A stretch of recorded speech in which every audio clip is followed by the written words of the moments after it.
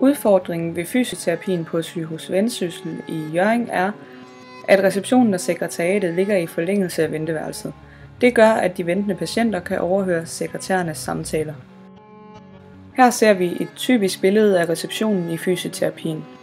Der er 2 sekretærer og en del fysioterapeuter, der snakker og tjekker informationstavlerne i siden af receptionen.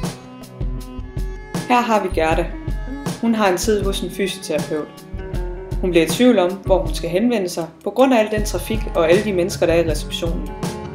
En af receptionisterne henvender sig til Gerda, og hun får besked på at vente i venteværelset. Gerda går hen i venteværelset, hvor der umiddelbart ikke er noget at lave. Der står en bladholder, hvor der findes en masse gamle hjemmede blade, som er doneret af tidligere patienter. Det er ikke noget, der falder i Gerdas smag, og hun bruger derfor ventetiden på at kigge på det, der foregår i receptionen. Her sker der nemlig en masse.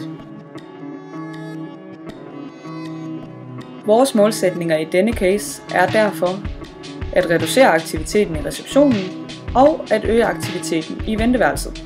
En del af problemet kan løses ved at opstille en glasvæg mellem receptionen og gangen, så receptionen er afskærmet fra venteværelset.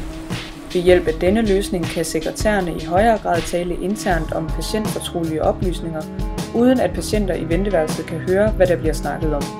Samtidig vil de i mindre omfang blive forstyrret af andre terapeuter, og derved effektiviseres deres arbejdsopgaver.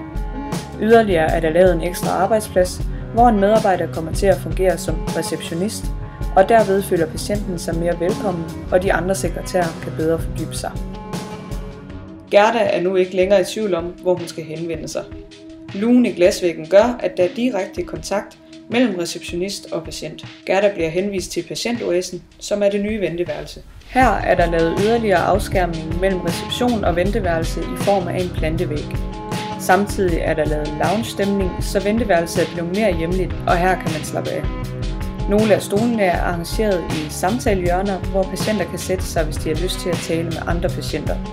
Der er også sat en fladskærm op, hvor der f.eks. kan køre TV2 News, så patienterne har noget at se på, imens de venter. Herved har vi altså reduceret aktiviteten i receptionen og øget aktiviteten i venteværelset.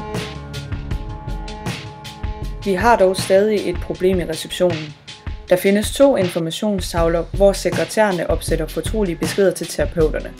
Disse tavler skaber stadig trafik i receptionen. Dette problem løser vi ved at fjerne dem.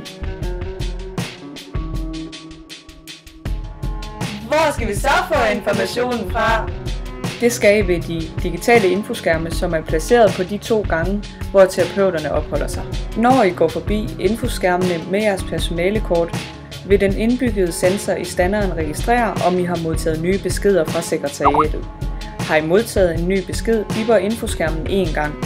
Ønsker I at læse beskeden med det samme, går I hen til scanneren og scanner jeres personalekort. Når I scanner personalekortet, kommer der en besked om, at I har modtaget en meddelelse fra sekretariatet. Herefter kan I trykke på Læs nu, og beskeden kommer frem på skærmen. Når I har læst meddelelsen, sendes der en bekræftelse til sekretærerne. Efterfølgende logger I ud ved at køre personalekortet over infoskærmen. Ved hjælp af infoskærmene reducerer vi altså aktiviteten i receptionen. Dette kombineret med glas- og plantevæggen i receptionen gør, at sekretærerne kan arbejde effektivt uden forstyrrelser. Samtidig fokuserer patienterne heller ikke længere på receptionen. Yeah!